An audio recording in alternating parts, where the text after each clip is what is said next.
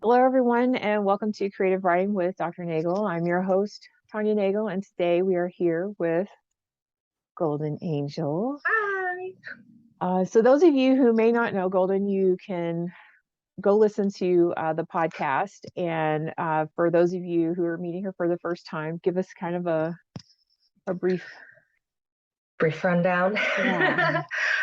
So I'm Golden Angel. I write, I'm a USA Today bestselling author of kinky romance. I like to say that my genre is the kink highway. I don't really stay in a lane, other than it's all kinky. So I write contemporary BDSM romance. I write alien abduction. I have a few shifters. Those are like my only non-kink ones. And then I have my historical romances, which I call historical spanking romances. I don't really call them BDSM because since they're in the historical context, I don't go all the way with like safe words and contracts and all the things that really make up like the tenets of BDSM. So they're kinky. They're not BDSM. Yes. Yeah, and there's a heavier emphasis on like the domestic discipline aspect, the head of household, kind of more the like bodice ripper feel to them. My current series is more consenty than my previous ones. To me, the difference is, the hero going, I'm taking you over my knee versus come here and put yourself over my knee, which is what my current series is. And you're making a list run, right? Like I am. My book releases tomorrow, September 20th. It's called A Season for Spies.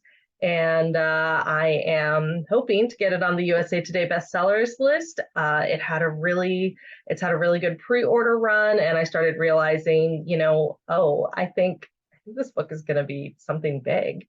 And so, yeah, I figured, all right, let's go for it. So this week I'm going hard and trying to get it in front of everybody. So like I said, this is the kind of come here and put yourself over my knee series. And so this character, Evie, has been in my head for years. And I wasn't sure if I was ever going to get to write her book. And for this series, I kind of realized, oh, I could write a spy series with a lady spy. She's my lady spy. She gathers her team of her best friends, who are all debutantes. She's the only one who's not like really a debutante because she doesn't want to be presented. She doesn't want to have the coming out and everything like that. So she's kind of always been like hiding in the background and like doing all the things that her family doesn't want her to do. Her uncle is the spy master to the crown, and she wants to be part of the family business. Her cousins all are. And she was an orphan. Her uncle took her in, and she was raised with her cousins like as her brothers, but she's being left out of this. And so her whole thing, the whole impetus behind the series is her getting involved with this very serious mission and a traitor to the crown that they're all hunting. And along the way, she runs into the Captain Anthony Brown, who their backstory is told in this little prequel novella, Spy Season. And Spy Season it's very short. It's available everywhere for free, Amazon, all sorts of places. And the what I tell people is like the backstory is a lot of fun. You don't have to read it to get this, but it's free, so like why not? And it's so like the first time they meet, it's in a brothel, and she saves his life with sex. And then the second time they meet, he spanks her, and you can read all about it for free. But he doesn't in this. He doesn't know who she is. Her uncle is his boss, so it's a boss's daughter, like second chance, secret identity. Like by this book, he finds out. He knows who she is now, and so he's got to kind of reconcile their past and his feelings for her with knowing that she's his boss's niece. And also, the fact that she's a woman in Victorian London and she wants to be a spy. And she is a spy. She's an incredible one. And she's usually doing it under the protest of her family. Like they tell her no, and she's like, okay, bye. And like disappears for 2 years and then comes back with all the information that they need. Just very much doing her own thing. And if they don't let her, she just goes and does it herself. Like the only way to keep her from doing it would really be to lock her up, and throw away the key. And even then she'd probably get out.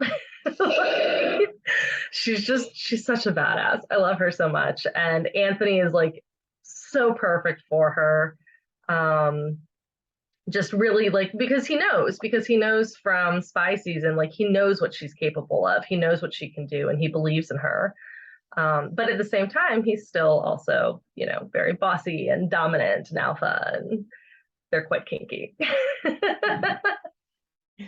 The best parts. Yes. Yeah, I had so much fun with this book. It's probably, that was the other thing, like that was the other reason I decided to make the run. I could tell people were really interested in this book. My readers have been loving this series. Everyone has been waiting for Evie's story. And I think when I wrote it, like I have never had such an easy experience. Like it just flowed the whole time. I didn't get held up. I didn't, like, Evie has been waiting so long to have her story told. And yeah, I think it might be the best book I've ever written. So I was like, yeah, we're gonna do this. I think this book is gonna end up, if it doesn't, I still think, a lot of people that might not have heard of it before are gonna find out about it this week and pick it up, and end up reading it and falling in love just like I have. So it's just like exciting. I'm just super excited about this book. Absolutely. So tell people, like, what goes into a listing besides like trying to get that information out to everyone in the world at once, because So I mean, that's the biggest it's a part. Like, lot. I don't know. Yeah, like that's the biggest part, is just trying to get it in front of eyeballs. I mean, so a big part of the reason I chose this book, like I said, was that I could see in the pre-order stage, like the pre-orders were starting to pile up. And this particular series, like I have several series all in the same world.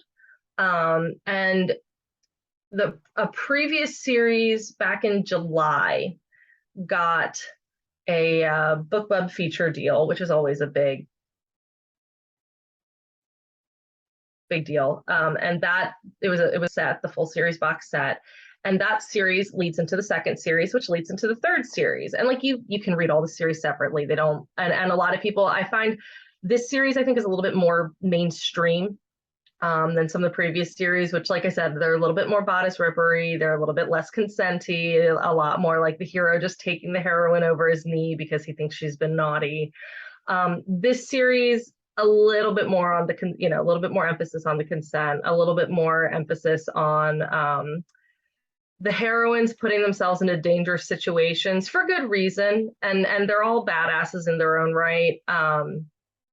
But like it's more of like the kink is there for fun and less about like discipline. There's still some, but a lot of it's just because that's how they like to get down. So yeah, I started, and that was when like I realized people were reading, though, like they picked up that first box set in July for 99 cents. Through the BookBub deal, and then they started reading through the second series, and then they started reading through the third series. And I could like, you can sometimes track these things. I could see it happening, and I could see the pre-orders for this book starting to pile up. And I was like, let's take August, and we'll start pushing some stuff. I had already planned to make the first book in the second series free. It's called Philip's Rules.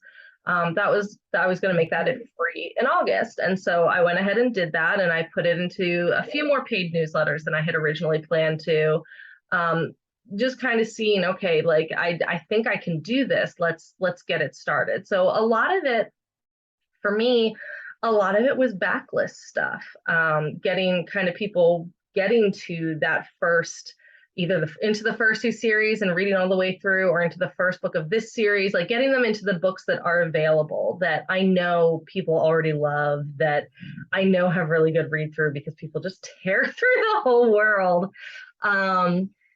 And so I had planned, as I'm like watching all this stuff, like as I'm watching things start piling up and momentum starting to build, and people were starting to talk about it on TikTok, and people had been talking about it on Facebook, and getting messages from people about how excited they were about this book. I put out Spy Season last month and made it free immediately, and this blew up very quickly. It was like in the top.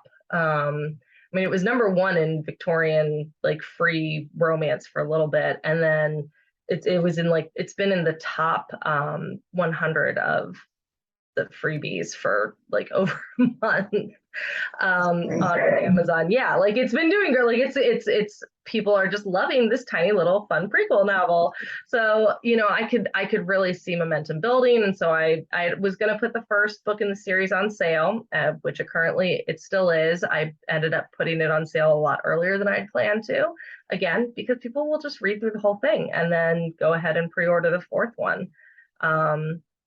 And they are all standalone within the series, but it's fun to read the series. It's fun to see the whole picture of what's going on and watch everything come together. So yeah, I put the first book in the series on sale for 99 cents, and I put that into a bunch of paid newsletters. I've been pushing them on social media. I've been doing TikToks about them. I put together a book box for like some of my TikTokers that I've been interacting with that were agreed to share the book box once I sent it to them. I've been sending out advanced reader copies all over the place. I requested, you can request codes from Apple even for a pre-order, once you have the manuscript up, like, and loaded, and it doesn't matter if it's to Apple directly or draft to digital, all that changes is who you contact. So if you've uploaded a manuscript to Apple, you contact their team. If you've uploaded it to draft to digital, you contact their team. But you can get up to 200 codes for a book that's not even out yet, to hand out as advanced reader codes. And and if the reader has that code, they can review the book before it even releases on Apple. And it comes up as a verified review, like all the good stuff. So I requested like 100 of those, which I think I still have a few left. So I wasn't able to give out the full 100, but like I've only got like 5 left or something. So like I gave out like 95 some codes, just on Apple. And then I also had like my advanced reader team. I have my own team, and then I was working this year. I always work with Elwood's PR. I'm a client of theirs. And then for 4 of my releases, including this one, I decided I wanted to also try working with Next Step PR, and they've been amazing. I've really enjoyed. I'm really enjoying working with them. We still have one more release that they're doing with me. And so each of those have their own, like Elwood's has its own team, and then Next Step uses NetGalley, which was really nice because I don't know how to use NetGalley. I never have, but they do it for me, so it's wonderful. So we had advanced reader copies going out all over the place. This paperback is it's an ARC version. Things have changed since this was printed. Not a whole lot. There was only minor changes. There were a few things that came up that ARC readers contacted me about, like the fact that I just completely forgot to have Evie tell him that she loves him. I was going to ask about that. Yeah, like I just forgot. It wasn't like a character point. It wasn't like, oh, she's resisting it. Like he said it, but they were kind of in the middle of stuff when he said it to her. And so it was a little distracted. And I just forgot that she never said it back because it didn't feel important in the moment. What was important was what they were doing, not what they were saying. So I did go back. The final version has it. This particular book does not, because it's an advanced copy. So there were some very minor changes. That was probably the biggest change, was adding in "I love you." Yeah, just a few other small minor changes, things that ARC readers helped me out with.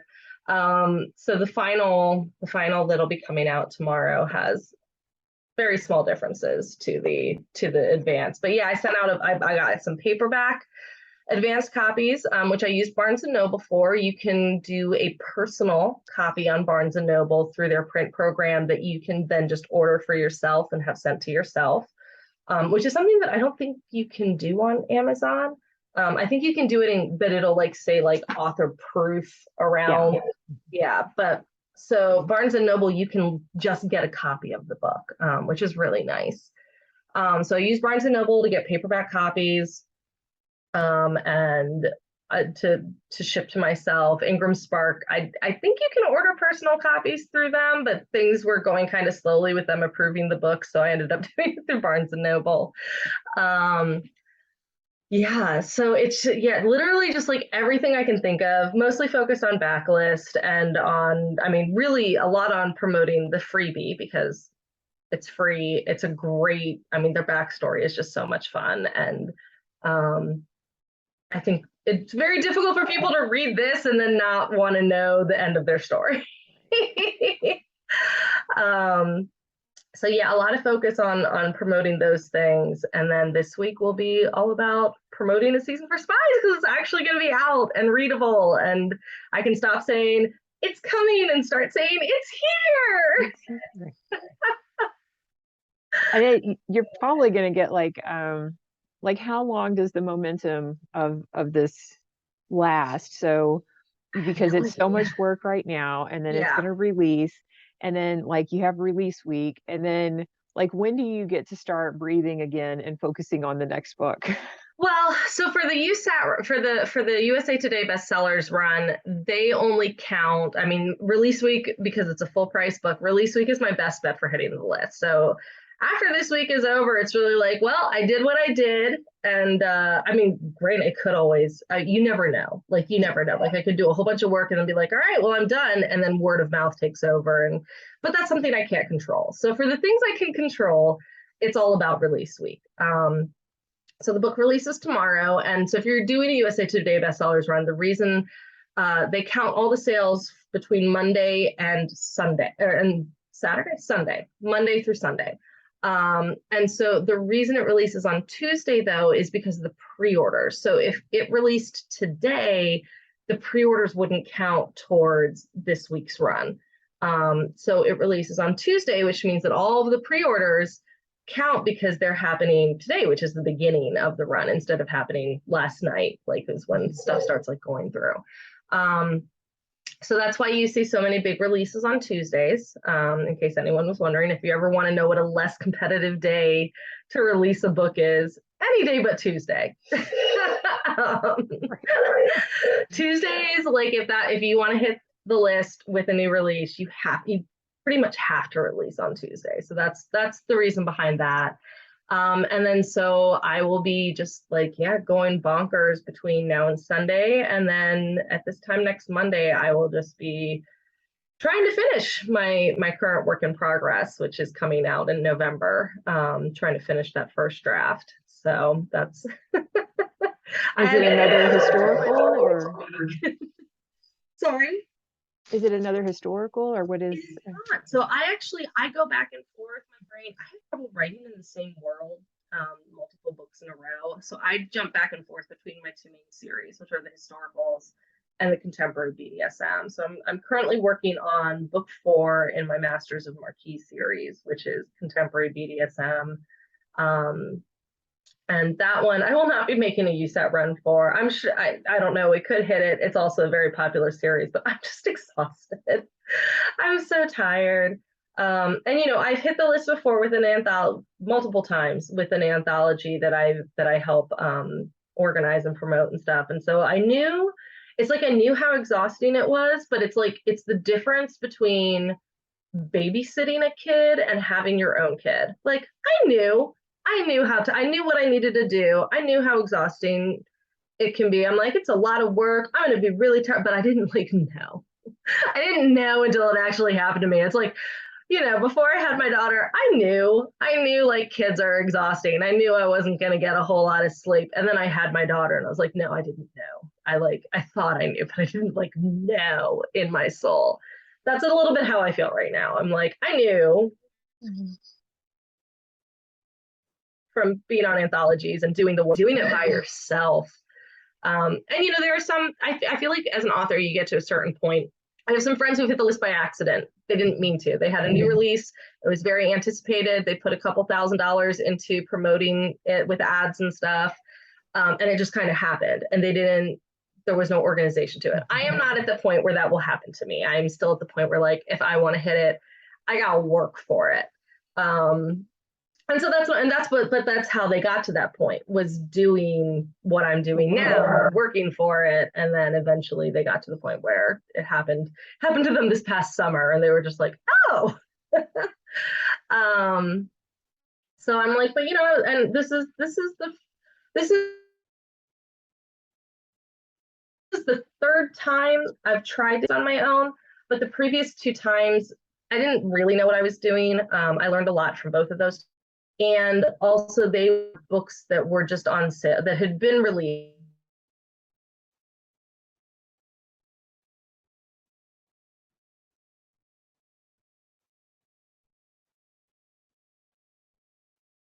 A future deal. I'll try to hit the list. So yeah, like that, it's very different because everything was like focused on like just 1 week, whereas this has been, I have a pre-order period where I'm trying to get as many pre-orders as I can to help build the momentum into release week. And oh my God, it's so much work. Like I said, I started doing stuff back in July. And really, I wish I had started sooner. I think the next time, one of the things I learned the next time I make a list run, I'm going to plan ahead and not just be like, oh, things are starting to build up. Maybe I should try for a list. No, I'm going to look. I'm going to be like very deliberate about what book I am choosing, the time of year it's releasing, making sure that like there's nothing, like September was a bad month. I'm like, why did I was like, I did not think this through with like external stuff. Like I said, my book deadline for my upcoming release, like I have a book deadline next week. My 11-year wedding anniversary is this Saturday. My daughter just went back to school. It's a great time. Like I know, like it's ridiculous. And Ren Fair on it's the fall, which I do Ren Fair every weekend, which is wonderful and it feeds my soul and I love it. But I'm also like, this was a poor choice of timing. Like so like next time I'm going to be like super deliberate and start more in advance and also choose a time of year when I am not quite so overwhelmed. The thing, like I said, I've tried twice before. I learned from both of them. I decided I think this is the one that's going to hit, despite it being a new release instead of a sale. It is, I mean, I always put my pre-orders for $1 less than the like regular price, and normally price goes up on release day. So for this one, I'm keeping it at its $3.99 discounted price until next Monday, after my attempt to hit the list is over. But yeah, I mean, it's harder, it's definitely, I know if I put this down to 99 cents, I'd hit the list. No problem. I would hit it, but I'm not at a point where I can afford that. So I have to balance my needs, like my actual needs, because I'm a full-time author. My family like needs me to make money. And so I have to balance my needs versus my desire to hit the list. So I'm going to try to have my cake and eat it too. Fingers crossed. Show us the book one more time. Thank you. Thank you so much for talking. Oh, sorry. Show us the book one more time. Yes. So this is A Season for Spies, Plin series. And yeah, it's $3.99 until next Monday. So $3.99 all this week. Right. Includes, let's see, I think for trigger warnings would include very naughty sex, creative uses of ginger, some violence, just a little bit, not like and I don't think I have any. Okay, a little bit on the page. And spies, there's a traitor to the crown, that kind of thing. And then some talk of abuse. So not actual, nothing on page, but yeah. But yeah, they've got, it's exciting. It's a great group of girlfriends, a great group of guy friends.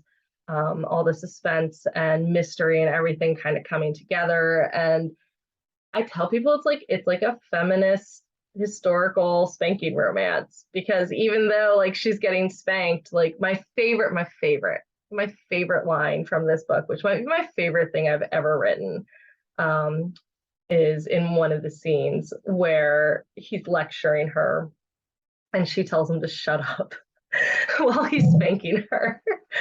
And he's like, what? And she's like, look, I'm not letting you spank me because I think I deserve it. I'm letting you spank me because I like it. But she was not in the mood for the lecture. She just wanted the spanking. I was like, I love her so much. I can't even tell you. Yeah, so it's a fun book. It's a very fun book. And yeah, plenty of smut to go with all the rest of it. Awesome. Okay.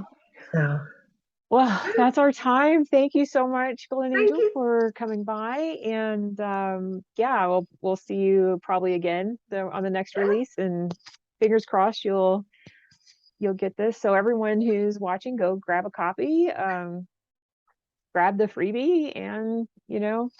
And if you aren't sure you'll like it, seriously, grab the freebie, because if you don't like the freebie, you won't like the book. If you do like the freebie, you will like the book. It's a good indication. It's like a free sample at Sam's Club. Absolutely. And who doesn't love those? Right? Oh, thank you so much for having me on here. I so appreciate it. You're welcome. Okay, thank you. And we'll see you next time on Creative Writing with Dr. Nagel.